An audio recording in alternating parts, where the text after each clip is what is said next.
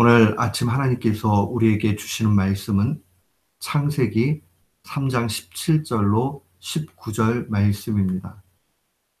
창세기 3장 17절부터 19절 말씀, 우리 한 마음으로 주의 말씀 봉독토록 합니다. 아담에게 이르시되 네가 내 아내의 말을 듣고 내가 너더러 먹지 말라 한 나무 실과를 먹었은즉 땅은 너로 인하여 저주를 받고 너는 종신토록 수고하여야 그 소산을 먹으리라. 땅이 내게 가시덤불과 엉겅퀴를 낼 것이라. 너의 먹을 것은 밭의 채소인즉 네가 얼굴에 땀이 흘러야 식물을 먹고 필경은 흙으로 돌아가리니 그 속에서 네가 취함을 입었음이라. 너는 흙이니 흙으로 돌아갈 것이니라 하시니라. 아멘. 저는 오늘 본문 말씀을 통해서 남자에게 주어진 사명이라는 제목으로 주의 말씀을 선포하도록 하겠습니다. 인간이 타락한 이후에 그 삶의 모습은 완전히 바뀌어지게 됩니다. 이전에 에덴의 아름다운 그 방식과는 조금 다른 형식으로 주어졌다는 것을 보게 됩니다. 이들에게 새로운 질서가 나타나게 되죠. 에덴에서의 질서는 하나님과 인간 사이의 그 관계 속에서 예배가 중심을 이루면서 모든 것이 수고함 없이 주어졌습니다. 창조자와 피조물 사이의 차이를 나타내는 것이 선악과입니다. 선악과를 금지한 이유는 선악과를 먹는 그 순간에 인간은 창조자의 그 자리에 오려고 하는 그러한 죄를 짓기 때문입니다. 하나님께서는 그러한 의미에서 모든 것을 허용하시고 선악과만큼은 금지하신 겁니다. 그런데 인간이 그만 그 선악과를 먹고 죄에 놓여지게 되지요. 그렇게 되면서 이제 새로운 질서가 타락 이후에 나타납니다. 그것은 바로 하나님을 바로 예배하기 위해서 수고와 의무가 구체적으로 나타났다는 겁니다. 그 이전까지는 모든 것이 수고함 없이 주어졌고 다만 선악과만이 금지됐습니다. 그러나 타락 이후에는 하나님을 바로 예배하는 그 중심은 동일한데 그렇게 하기 위해서 수고와 의무가 나타납니다. 그런 의미에서 보면 수고와 의무는 단순히 그 죄에 대한 형벌 차원을 뛰어넘어서 어떻게 하면 하나님과 바른 관계 속에 나아가는가, 예배할 수 있는가 하는 그러한 의무 조항으로 드러났다는 것을 보게 됩니다. 이후부터는 수고를 통해서 모든 것을 얻을 수 있게 됐습니다. 그러나 우리가 여기서 놓치지 말아야 되는 것이 있습니다. 타락 이전의 에덴의 질서나 타락 이후의 질서나 모든 것이 하나님의 은혜의 방식으로 주어졌다는 겁니다. 하나님께서는 타락한 인간에 대해서도 여전히 은혜를 베푸시고 또한 우리가 돌이켜 주님 앞에 나아가기를 원하신다는 것. 하나님의 사랑이 얼마나 큰가 하는 것을 살펴봐야 됩니다. 남자에게 주어진 그러한 사명이 오늘 본문의 17절에 나타납니다. 종신토록 수고하여야 그 소산을 먹으리라 하는 이 내용이 하나의 중요한 의미로 그렇게 진술이 됩니다. 종신토록 수고하는 것. 그게 바로 남자에게 주어진 사명입니다. 왜 종신토록 수고를 해야 되는가? 그 수고를 통해서 하나님을 바로 예배할 수 있기 때문에 그러합니다. 이 종신토록 수고하는 그 일들을 통해서 이게 밭의 소산도 그저 그냥 우리가 먹을 수 있는 것이 아니라 수고를 통해서만 가져올 수 있다는 것을 알게 하는 거죠. 그러면서 19절 말씀은 너는 흙이니 흙으로 돌아간다 라고 얘기하면서 피조의식을 상기하게 그렇게 만듭니다. 사랑하는 성도 여러분, 그 이전에는 선악과를 먹지 않는 걸 통해서 우리가 피조의식을 갖게 됐어요. 근데 타락 이후에는 이미 선악과를 따먹는 일 때문에 문제가 크게 생겼죠.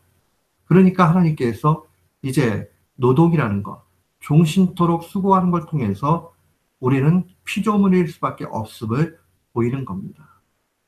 하나님께서 아담을 위해서 하나님의 귀한 것을 우리에게 포기하셨다는 것을 18절 말씀에 또한 나타납니다. 땅이 네게 가시덤불과 엉겅퀴를 낼 것이다.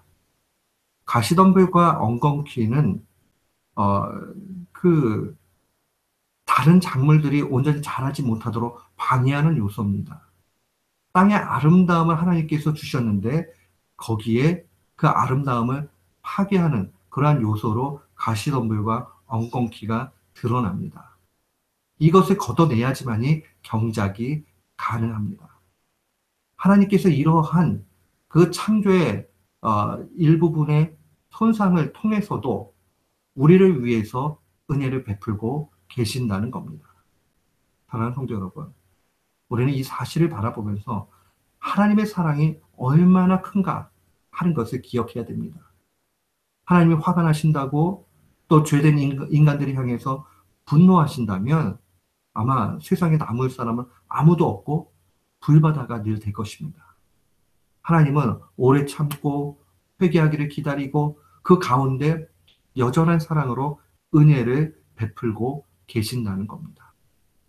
이 은혜가 얼마나 큰가 하는 것을 타락 이후의 상황을 기록하고 있는 창세기 이 3장 말씀을 통해서도 우리는 잘 보게 됩니다. 사랑하는 성도 여러분, 하나님이 우리에게 노동을, 수고함을 주신 것은 피조의식을 갖게 하기 위한 방도입니다. 아, 일을 하고 땀을 흘리고 하는 걸 통해서 야, 나는 하나님께 창조된 그런 인간이구나 하는 것을 깨닫게 하는 것이죠. 그래서 바울사도 역시도 데살로니가 후서 3장 10절에 우리가 너희와 함께 있을 때에도 너희에게 명하기를 누구든지 일하기 싫어하거든 먹지도 말게 하라. 일하기 싫으면 먹지도 말라 하는 것이 성경의 주된 가르침입니다. 이것은 무엇을 의미합니까? 피조의식을 갖기 위해서 우리는 일을 하는 것이 당연한 것이고 그것이 하나님 나라의 합당한 모습이다 하는 것을 분명히 기억해야 됩니다. 우리는 하나님의 크신 사랑과 더불어서 여기서 하나 더 기억을 해야 되는 것은 인간의 수고가 하나님의 은혜를 훼손하지 않는다는 것을 또한 배워야 합니다. 우리는 하나님의 은혜란 말이 공짜라는 말이잖아요. 그냥 주어진 것이잖아요. 그러니까 하나님의 은혜의 차원에 들어가면 아무것도 안 하는 것이 은혜다라고 착각을 합니다. 그런데 하나님의 은혜라는 것은 하나님의 은혜의 방식 안에서 우리에게 주어진 그러한 의무와 사명을 다하는 것이 하나님의 은혜가 온전히 되는 겁니다. 인간이 수고했다고 해서 그 소산, 열매지요. 그 열매를 만들어내는 것은 아닙니다. 열매 자체는 100% 하나님의 작품입니다. 우리가 그 열매를 얻기 위해서 노동을 했다고 해서 그것이 열매를 만드는데 아무런 도움을 준 것이 없습니다. 구원도 동일해요. 하나님께서 구원을 우리에게 은혜로 주셨습니다. 우리가 선한 일을 하는 것은 마땅히 우리에게 주어진 사명이요 할 일이지 그것이 구원에 어떠한 영향을 주는 것도 아닙니다. 노동으로 열매를 얻었다고 해서 노동 자체가 열매를 만들어내는 것이 아닌 것처럼 우리는 다만 이 하나님의 은혜 가운데 선한 일들을 또 열매를 맺으면서 살아가는 일들이 필요합니다. 노동은 피조의식에 대한 상기일 뿐입니다. 그런 의미에서 우리가 또한 기억을 해야 되는 것은 19절에 있는 너는 흙이니 흙으로 돌아갈 것이다 하는 이 말씀입니다. 흙이라는 말이 먼지, 티끌이라는 말이에요. 이 먼지, 티끌, 이 말은 아파르라는 말인데 정말 미천하다 이런 뜻을 가지고 있습니다. 인간 자체가 원래부터 그렇게 하나님의 차원에서 놓고 볼 때 대단히 막 이렇게 높일 만한 그런 존재는 아니죠. 아담이라는 말이 티끌, 먼지 이런 말 아니겠어요? 아담이란 말 자체는 땅이라고 얘기하는 아다마라는 말에서 온 겁니다. 그 땅의 본질은 아파르지요, 먼지지요. 그러니까 너는 아담이니 그냥 먼지로 돌아갈 것이다 하는 그런 의미가, 너는 흙이니 흙으로 돌아갈 것이다 라는 그런 의미입니다.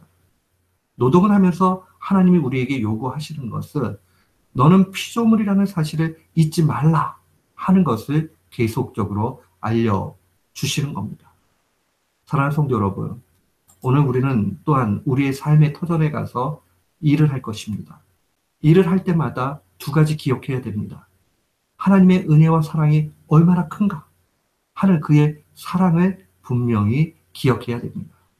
또한 동시에 우리는 피조물이라는 사실을 묵상해야 됩니다. 아, 하나님 앞에 나는 피조물이구나.